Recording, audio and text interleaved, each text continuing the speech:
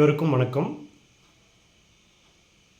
TNPSC group 4 தேர்வு தகுதி பெற்றவர்கள் பட்டியலை வெளியிட்டது.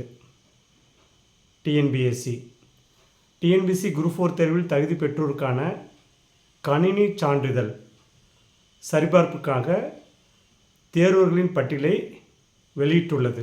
இது தொடர்பாக டிஎன்பிஎஸ்சி வெளியிட்ட அறிக்கையின் விவரம் வருமாறு: தமிழ்நாடு அரசு பணியாளர் தேர்வாணையத்தின் அறிவிக்கை எண் 07/2025 நாள் 25/4/2025 அறிவிக்கப்பட்ட ஒருங்கிணைந்த குடிமைப்பணிகள் தேர்வு 4 தொகுதி 4 பணிக்கான முடிவு, தேர்வர்களின் மதிப்பெண் மற்றும் தரவரிசை விவரங்கள் 22/10/2025 அன்று தேர்வாணைய இணையதளத்தில் வெளியிடப்பட்டது.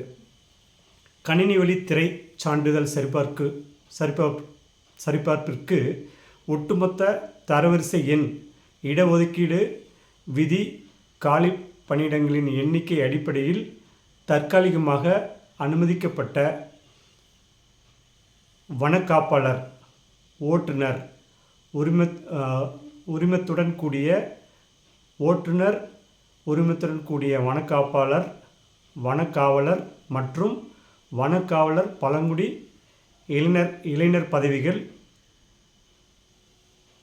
தேர்வர்களின் பட்டியல் தேர்வாணைய இணையதளத்தில் 29/10/2025 வெளியிடப்பட்டது.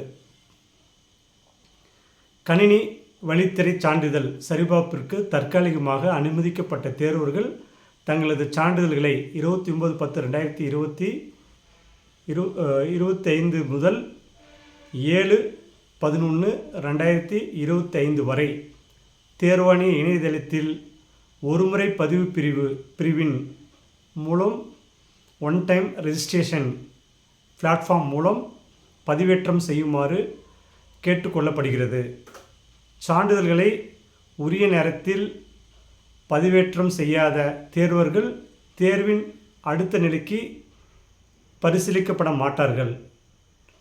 கணினி வழித்திரை சான்றிதழ் சரிபார்ப்பிற்கு கிராம நிர்வாக அலுவலர், இளநிலை உதவியாளர், தட்டச்சு மற்றும் சுருக்கெழுத்து தட்டச்சு பதவிகளுக்கு பொது பிரிவினர் மற்றும் அனைத்து இடஒதுக்கீடு பிரிவினர் முறையே 1:3 மற்றும் 1:2 என்ற விகிதத்திலும், வனக்காப்பாளர்கள், ஓட்டுநர் உரிமத்துடன் கூடிய வனக்காவலர்கள்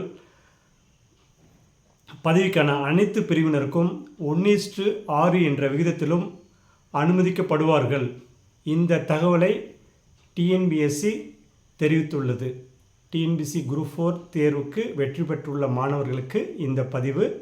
மீண்டும் அடுத்த ஒரு பதிவில் சந்திப்போம். அதுவரை உங்களிடம் இருந்து விடைபெறுவது யுனிக் அகாடமியின் நிர்வாக இயக்குனரும் அகில இந்திய கல்வியாளர் மற்றும் கல்வி ஆலோசகர் சங்க தலைவருமான முனைவர் கல்வியாளர் ஜே. கோவிந்தராஜ். நன்றி, வணக்கம்.